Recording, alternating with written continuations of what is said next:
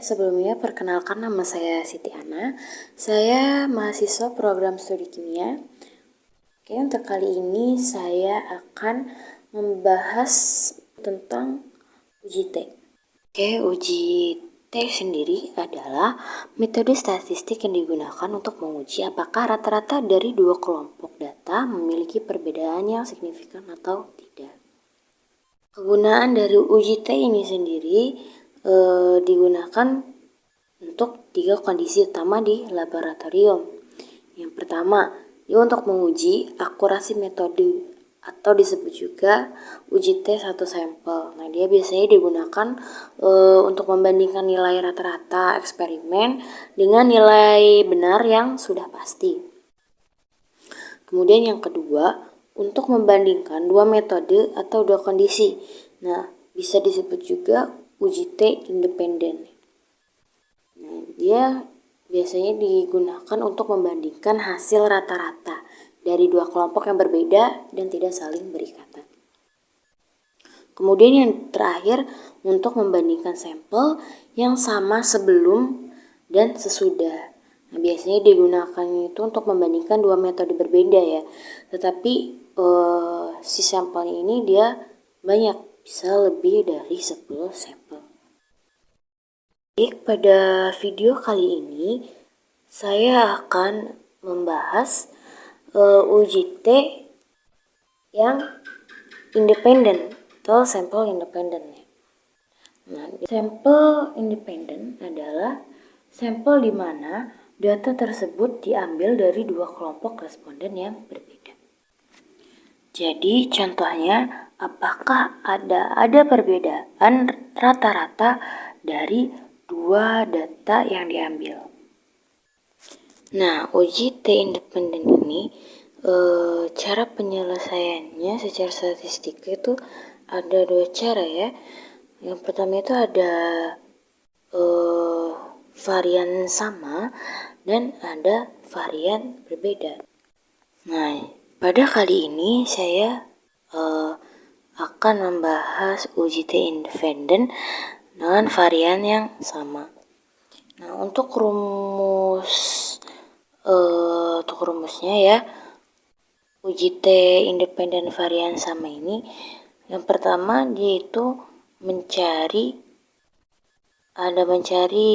nilai T, kemudian mencari nilai SP dan nilai DF. Sedangkan untuk uji T independen varian yang berbeda, dia tidak mencari perhitungan SP. Nah, untuk rumusnya sendiri, uji T independen varian sama ini, yang pertama kita mencari nilai T ya. Untuk nilai T ini rumusnya yaitu X1 dikurangi X2 dibagi SP akar 1/N1 ditambah 1/N2. Untuk rumus SP-nya yaitu akar N1 dikurangi 1 S1 kuadrat ditambah N2 dikurangi 1 kali S2 kuadrat dibagi N1 ditambah N2 dikurangi 1. Nah, di sini langsung saja ini ada contoh soal ya.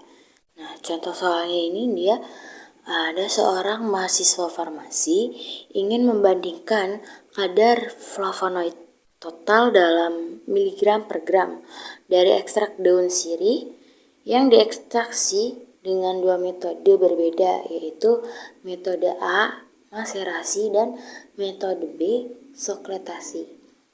Pengulangannya dilakukan sebanyak 5 kali untuk masing-masing metode. Untuk datanya ini, yaitu untuk metode A ya, di sini ada 12,5, 11,8, 12,2, 12,0, dan 12,5. Sedangkan untuk metode B atau sekretasi, datanya di sini ada 14,2, 13,8, 14,5, 14,0 dan 14,5. Untuk rata-rata yang telah dihitung, rata-rata metode A ini didapatkan hasil 12,20, sedangkan rata-rata yang metode B didapatkan rata-rata 14,20. Untuk standar deviasinya, metode A-nya 0,31 dan metode B-nya sama, yaitu 0,31. Untuk jumlah sampelnya atau N-nya itu masing-masing 5. Nah, untuk langkah yang pertama, kita menghitung standar deviasi gabungannya terlebih dahulu, atau disebut juga SP. Nah, karena kita membandingkannya dengan dua kelompok data, kita perlu untuk menggabungkan nilai standar deviasi dari metode A, yaitu menggunakan SA, dan metode B menggunakan SB.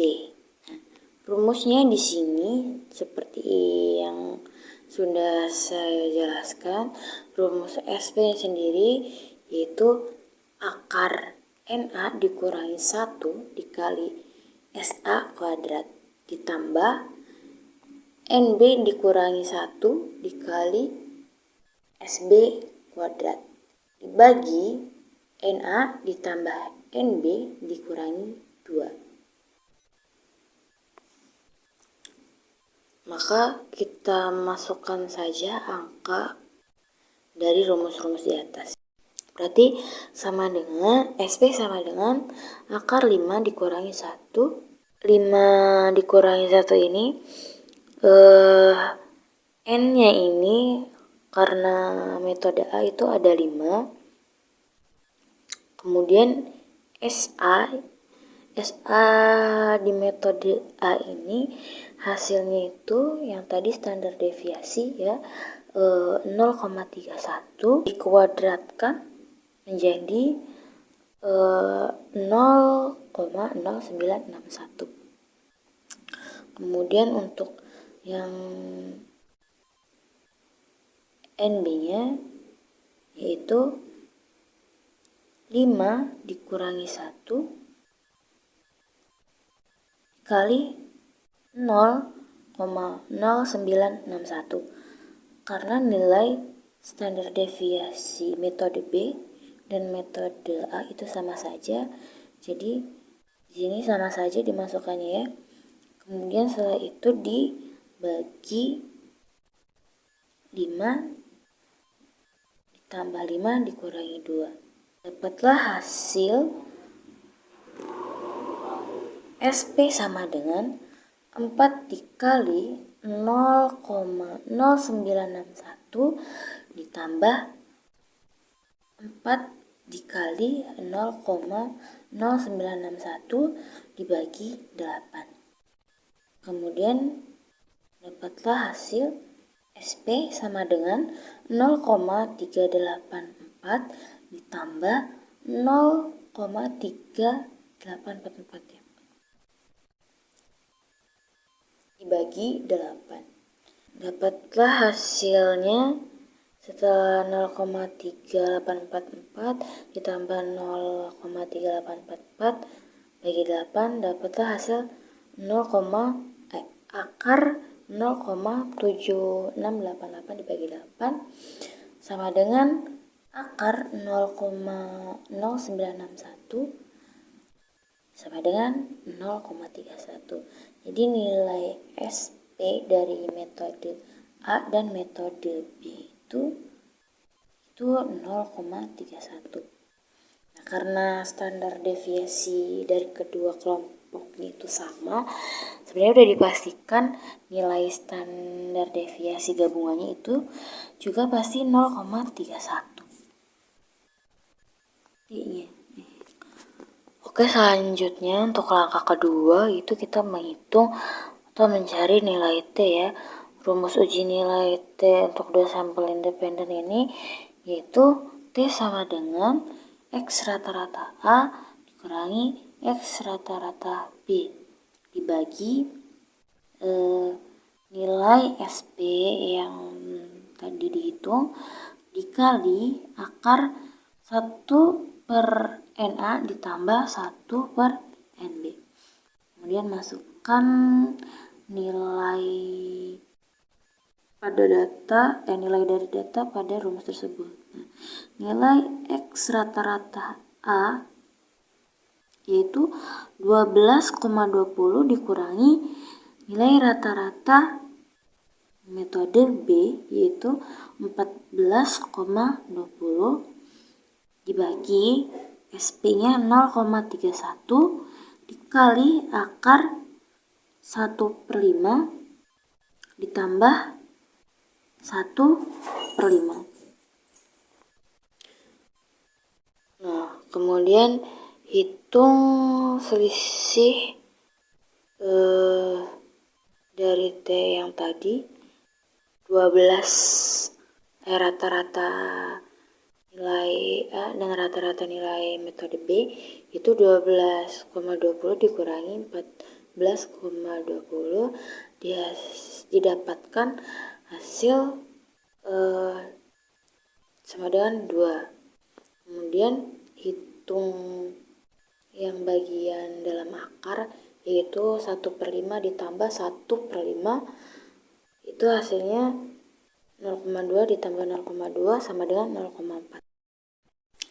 Nah, setelah dihitung tadi dapatlah kan nilai 2,00 dibagi 0,31 dikali 0,6325 dikalikan terlebih dahulu yang di bawah, dapatlah hasil 2,00 dibagi 0,1961. Nah, T hitungnya sama dengan 0,20. Nah, langkah yang ketiga yaitu kita bandingkan nilai hasil T hitung dengan nilai T tabel. Nah, T hitung yang kita dapatkan tadi itu 10,20. Nah, mari kita bandingkan dengan T tabel. Nah, untuk mengetahui T tabel ini diperlukannya kita hitungan DF ya. Nah, untuk DF-nya ini menggunakan rumus DF sama dengan NA ditambah NB dikurangi 2. NA-nya yaitu jumlah data A dan NB itu jumlah data B. Nah, masing-masing itu kan 5 ya. Berarti DF sama dengan 5 ditambah 5 dikurangi 2 sama dengan 8. Nah, didapatkanlah T tabel 8 yaitu T tabel 8 itu sama dengan 2,31. Nah, kemudian kita bandingkan ya. Bandingkan tadi nilai T hitung dengan T tabel. Nah, untuk aturan keputusannya itu jika T hitung lebih besar dari T tabel, maka hipotesis 0 itu ditolak karena adanya perbedaan yang signifikan. Karena T tabelnya ini 2,31 sedangkan hasil T hitungnya itu 10,20 yang artinya T hitung lebih besar dari T tabel. Maka perbedaan kadar flavonoid ini antara kedua data ini metode tersebut sangat berbeda. berbeda signifikan ya.